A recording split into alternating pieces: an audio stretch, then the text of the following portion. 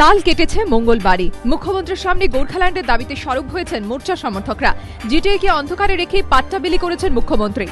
এই অভিযোগে মুখ্যমন্ত্রীর সামনে ক্ষোভ প্রকাশ করেন বিমল গুরুং। এরপর বুধবার মুখ্যমন্ত্রীর একটি ঘোষণাকে ঘিরে মোর্চা সরকার চাপানুতর তুঙ্গে ওঠে। এদিন দুপুরে কালিম্পংয়ে মুখ্যমন্ত্রীর সঙ্গে গিয়ে দেখা করেন লেপচাদের ৫ সদস্যের একটি প্রতিনিধি দল। তাদের সঙ্গে কথা বলার পরে মুখ্যমন্ত্রী লাভা যান, সেখানে বৌদ্ধ মন্দির পরিদর্শন করেন, কথা বলেন বৌদ্ধ সন্ন্যাসীদের সঙ্গে, তাদের অভাব অভিযোগের কথাও শোনেন। এরপর মুখ্যমন্ত্রীর ঘোষণা, লেপচা ও বৌদ্ধদের উন্নয়নের জন্য পাহাড়ে আলাদা পরিষদ গঠন করা হবে। এই ঘোষণার পরে মুখ্যমন্ত্রীর বিরুদ্ধে তোপ দাগেন গুরুং। তার অভিযোগ, মুখ্যমন্ত্রী পাহাড়ে বিভাজনের রাজনীতি করছেন, গোর্খা ও লেপচাদের মধ্যে দ্বন্দ্ব বাঁধাতে চাইছেন। এসব মোর্চা মেনে নেবে না। আন্দোলনের হুমকি দিয়ে তাঁর ঘোষণা 10ই মার্চ শুকনায় সভা করবে মোর্চা।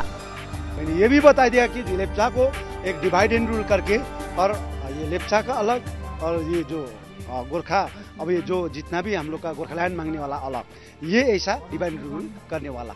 মোর্চার দাবি, শুধু লেপচা বৌদ্ধদের জন্য উন্নয়ন পর্ষদ কেন, আর যদি পর্ষদ করতেই হয় তা জিটিএর আওতায় রাখতে হবে।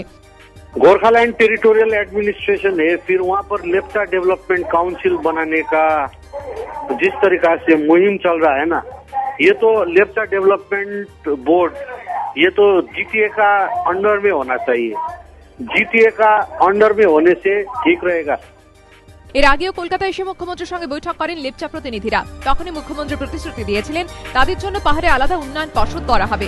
তবে যে পরিস্থিতিতে পর্ষদ করার ঘোষণা করলেন মুখ্যমন্ত্রী, তা যথেষ্ট তাৎপর্যপূর্ণ বলেই মনে করছে রাজনৈতিক মহল। সনদ ঝা ও মোহন প্রসাদের রিপোর্ট, এবিপি আনন্দ।